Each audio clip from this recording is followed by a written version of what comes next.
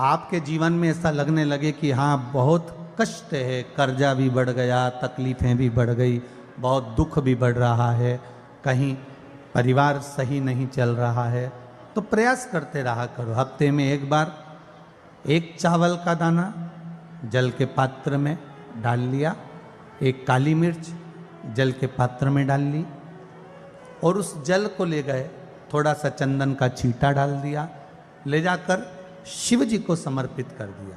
शंकर को जल चढ़ाने के लिए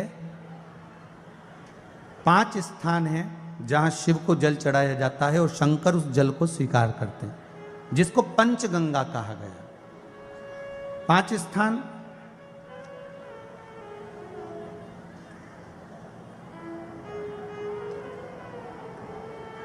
अच्छे से समझ लीजिएगा, जब भी शिव मंदिर में जाएं तो ये 5 स्थान शिव को जल चढ़ाने के लिए ये रखा है। शिवलिंग, गोल जलाधारी, ये चरण जहाँ से पानी नीचे की ओर जाता है। शंकर भगवान के 13 बच्चे हैं, 13 की 13 बच्चे, शिव जी का संपूर्ण परिवार, 33 कोटि देवता, 64 योगनियाँ, सब शिवलिंग के आसपास में। आप शंकर जी के मंदिर में जाकर ये कभी ना विचार करना कि पार्वती जी को ढूंढना पड़ेगा या गणेश जी को ढूंढना पड़ेगा या कार्तिकेय जी को ढूंढना पड़ेगा या भैरव को ढूंढना पड़ेगा। हमें शंकर के मंदिर में जाकर किसी देवता को ढूंढने की जरूरत नहीं है। जहां शंकर भगवान का शिवलिंग रखा हुआ है वो माता जी का हस्तकमल है, माता पार्वती जी का स्थान है। जहां शिवलिंग रखा है वो शंकर भगवान है। जहां जलाधारी है उस जलाधारी के पास में जहां पानी बहता है बीच में अशोक सुंदरी का स्थान है। जहां से पानी बह रहा है उसका राइट भाग वहां गणेश जी का स्थान है, लेफ्ट भाग कार्तिकेय जी का स्थान है। शंकर भगवान के ऊपर जो जल गिर रहा है वो शंकर भगवान की 5 लड़कियां, जया, विषहरा, शामली बारी, दौतली, देव, ये शंकर जी की 5 बेटियां ऊपर हैं। जहां से पानी बहकर उस निकासी से, जहां नाली बनी रहती है, पानी जहां से निकलकर बाहर मंदिर के जा रहा है वो 33 कोटि देवताओं का स्थान है। इसलिए सारे मंदिरों की परिक्रमा हो सकती है पर शंकर जी के मंदिर की परिक्रमा नहीं करते, क्योंकि वो जल जो जा रहा है वो 33 कोटि देवताओं का स्थान है, उसको हम लांघ नहीं सकते। वो स्थान जल चढ़ाते समय आप इसका स्मरण रखें। पानी का जब पात्र लेकर जाते हैं मंदिर के अंदर, सबसे पहले शिव जी का जो जलाधारी है उसमें राइट भाग पर अपनी मनोकामना कर कर जल चढ़ाएं, फिर लेफ्ट भाग में चढ़ाएं रोग मुक्ति के लिए। अशोक सुंदरी की जगह पर चढ़ाएं, ये 3रा स्थान। 4था स्थान माता पार्वती जी का जो कटी भाग है जहां पर शिवलिंग रखा हुआ है उस भाग पर जल चढ़ाएं, 4था भाग। 5वां भाग शंकर जी के ऊपर चढ़ाएं। ये 5 जगह पर जल क्रम वाइज चढ़ाएं। आप लोग जाते हो डायरेक्ट जाकर शंकर जी पे जल उंडेल करा जाते हो, सीधे गए और शिव जी पे जाकर आपने जल चढ़ा दिया। हमारे यहाँ शास्त्र कहता है जैसे अपन देवताओं की पूजन करते हैं तो पंडित जी सबसे पहले पूजन किसकी कराते हैं? जम के बोलो जरा, गणेश जी की। गणेश जी के बाद पूजन कराते कराते कराते कराते कराते कराते आगे के सारे देवता कराते कराते कराते कराते फिर जन पर पहुंचते हैं। आप डायरेक्ट मूल पूजन कराते कराते कराते कराते कराते कराते आगे के सारे देवता कराते कराते कराते कराते फिर मूल पूजन पर पहुंचते हैं। आप डायरेक्ट मूल पूजन पे पहुंच जाते हो। और सरल भाषा में समझ लो, जितनी सरल भाषा में समझोगे ना उतना अपने जीवन में उतर जाएगा। इस छत के ऊपर आपको चढ़ना है, निशानी रखी है,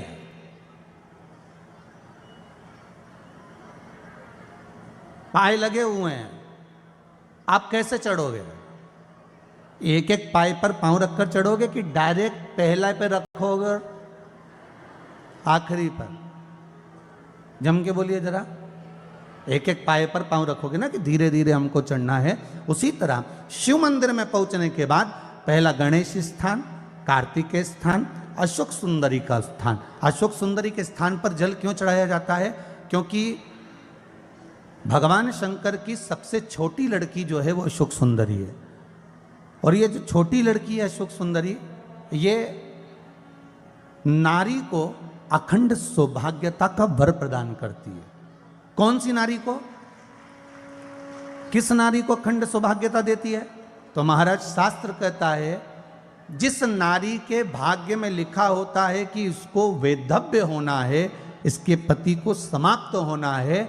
अगर वो नारी अशोक सुंदरी वाली जगह पर जल चढ़ा देती है तो पति पर अगर काल भी मंडरा रहा होता है तो मां अशोक सुंदरी महाकाल से कहकर काल को टाल देती है। वो अशोक सुंदरी का स्थान, वो माता अशोक सुंदरी का स्थान।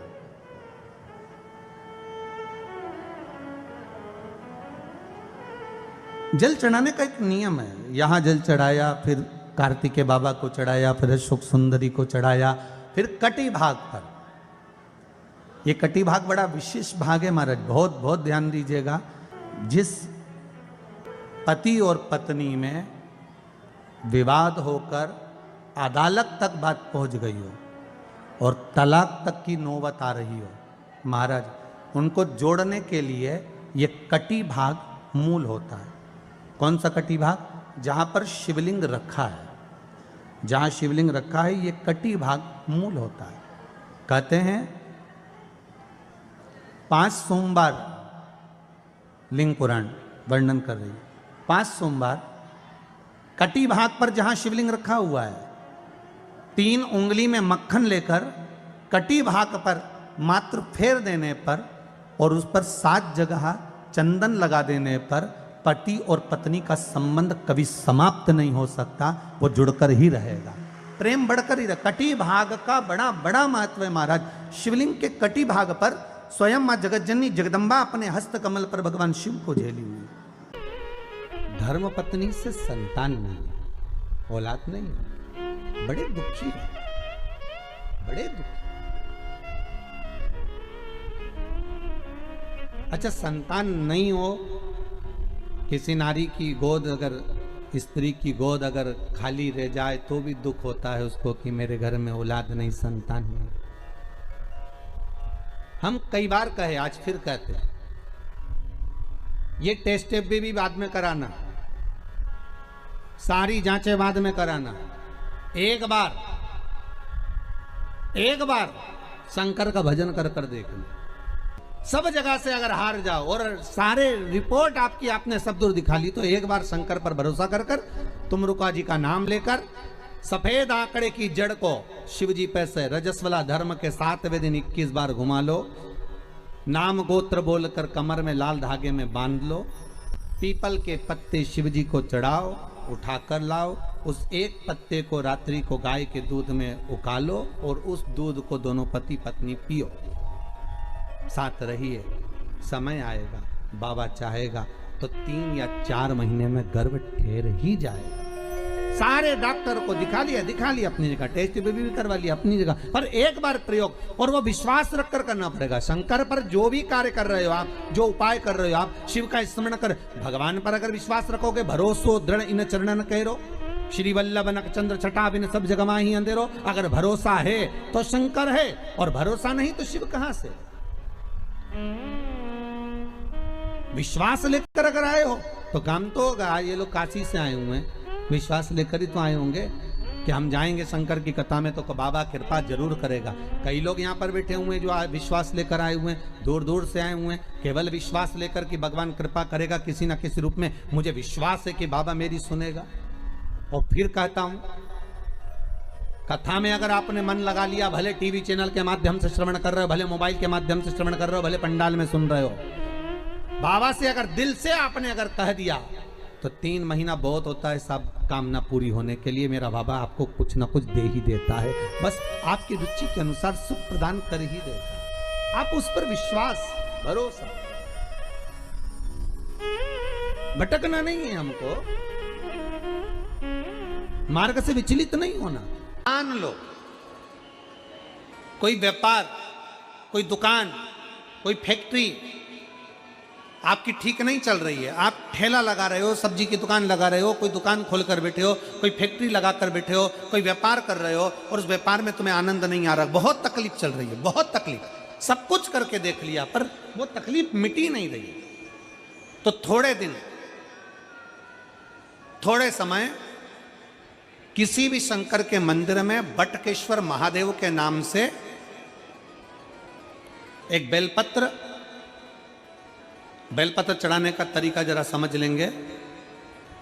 आप अगर जिस दिशा में खड़े हो, अगर आप शंकर के शिवलिंग के इधर हो तो बेलपत्री का डंडी का मुख आपकी ओर होना चाहिए। आप इधर हो तो डंडी का मुख उधर हो, आप उधर हो तो डंडी का मुख उधर हो, आप इधर हैं तो डंडी का मुख इधर हो। बटकेश्वर महादेव के नाम से शंकर जी के मंदिर में एक बेलपत्री पर डंडी का मुख अपनी ओर होना चाहिए। जो डंडी है इसका मुख अपनी ओर। बटकेश्वर महादेव के नाम से एक बेलपत्र शंकर भगवान को समर्पित करो बटकेश्वर महादेव के नाम से। और बेलपत्र चढ़ाने के बाद में जो तुम्हारे कलश में जो जल है, लोटे में जो जल है, वो 7 बार,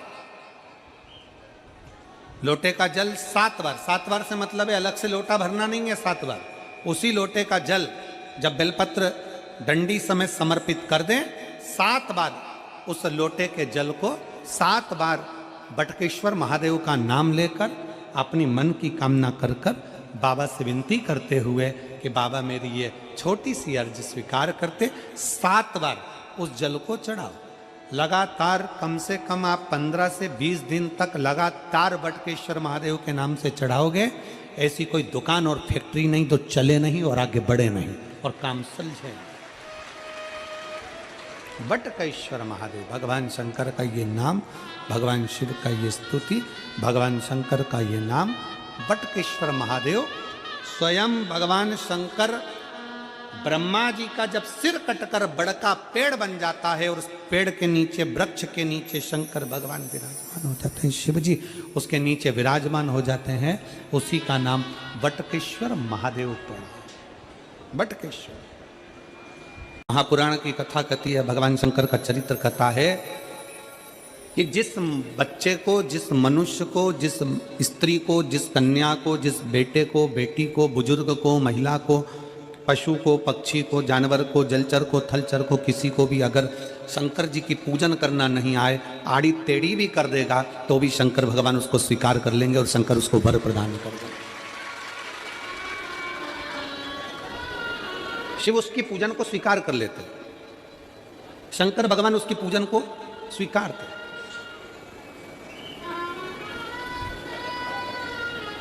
कोई दुनिया में आकर तुमसे कह देना कि मैं बहुत बड़ा, मैं इतना विद्वान हूं कि मैं भगवान की पूजन सबसे अच्छी करता हूं। अगर कोई तुमसे आकर कह दे कि मैं सबसे ज्यादा विद्वान हूं, शंकर जी का अभिषेक मैं बहुत अच्छे से करता हूं। कोई तुमसे आकर कह दे कि मेरी पूजन में कोई कमी नहीं रहती, मैं इतनी अच्छी पूजन करता हूं। कोई विद्वान से विद्वान व्यक्ति भी आकर तुमसे कह दे कि मैं शंकर जी का अभिषेक इतना विद्वत्ता में कराता हूं कि मैं शंकर जी की आराधना सबसे श्रेष्ठ कर सकता हूं, तो मान लेना कि शिव मिल नहीं सकते, शंकर नहीं मिल सकते। शिव जी की पूजन वही स्वीकार है जिस पूजन में थोड़ी सी कमी रह जाए।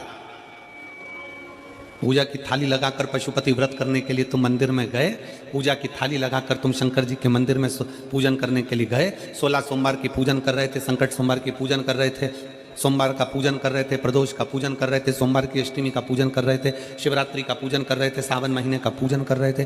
पूजन की थाली में सारा सामान जमा लिया तो भी मंदिर में जाकर कोई सामान याद आए तो समझ लेना कि तुम्हारी पूजन भगवान शंकर ने स्वीकार कर लिया। और मुझे विश्वास है मेरी जीजियों पर, मुझे विश्वास है मेरी बेटियों पर, मुझे विश्वास है मेरे बेटाओं पर और मेरे जीजाओं पर। मेरी जीजियों ने, मेरे जीजाओं ने, मेरी बेटियों ने तभी तो मंदिर में पूजन करी होगी। बोलो करी कि नहीं करी किसी मंदिर में जाकर पूजन? जम के बोलो जरा, करी है ना? और आपकी पूजन की थाली में, आपके पूजन की थाली में कुछ ना कुछ कमी तो रही होगी ना। कभी माचिस रह गई, कभी दिया रह गया, कभी अगरबत्ती रह गई, कभी कंकु लाए थे कंकु रह गया, कभी चंदन रह गया, कभी कोई जनेऊ रह गया, कभी सुपारी रह गई, कभी कोई प्रसाद रह गया। फिर याद आया मैं तो ये घर छोड़कर आ गई, मेरे घर पे रह गया, अब क्या करूं? शंकर जी की कथा कहती है कि शिव उपासना में अगर तुम्हारी थोड़ी सी कमी रह जाए, समझ लेना कि शंकर जी ने तुम्हारी उपासना को स्वीकार कर लिया। और यह केवल तुमसे ही मतलब नहीं है,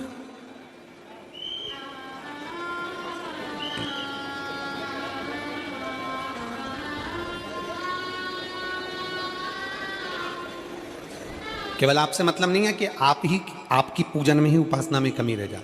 ये शंकर भगवान का वर है, ये शिव जी का वर है किसको? भगवान नारायण को। जिस समय पर नारायण ने संकल्प लिया था कि सावन के महीने में 108 कमल के पुष्प रोज समर्पित करूंगा, सुनिए कथा सबने। 108 कमल के पुष्प भगवान नारायण ने संकल्प लिया कि मैं भगवान को रोज दूंगा। रोज 108 कमल के पुष्प मंगवाते देते। सावन का आखिरी दिन था,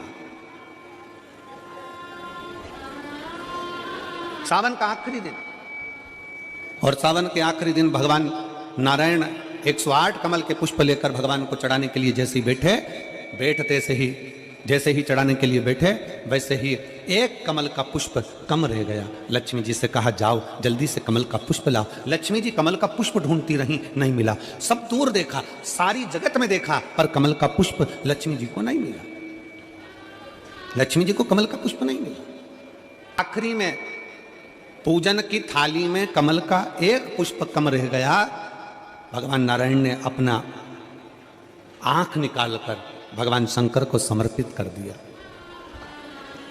क्या निकालकर समर्पित करी? अपनी एक आंख। और जब भगवान ने अपनी एक आंख निकालकर भगवान को समर्पित करी, उस दिन का नियम है आज तक, अगर पूजन की थाली में कोई कमी रह जाती है, पूजन में कोई कमी रह जाती है, तो एक आंख, आंख मतलब आखा चावल,